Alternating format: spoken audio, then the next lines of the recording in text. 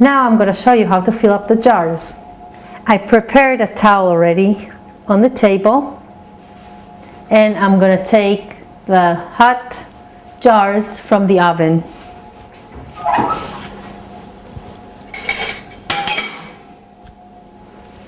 I wouldn't take all of them at once, just going to take one or two at a time so they can stay hot.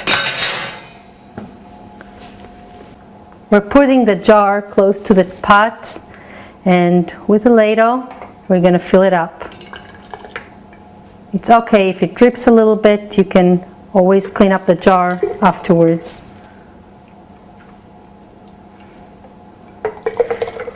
An very important thing is to fill up the jar until the tippy top, because that's going to help it seal good, whether you close it with a lid or, as I mentioned before, with a baking paper and a rubber band. As you can see, I'm filling it up to the very tippy top.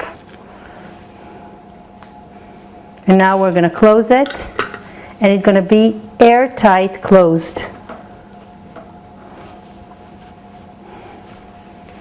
It's very, very hot, so be careful. If you want to eat it right away, then you don't need a glass jar. You can just put it in a plastic container and save it in the refrigerator, and then this way the next day you can enjoy it. It's very important for the jelly to cool off slowly. That's why we have a towel on the bottom. We're going to cover it up with another towel and just let it cool like that until it's totally cooled off. When it cooled off, you can either store it in a cabinet. It doesn't have to be refrigerated.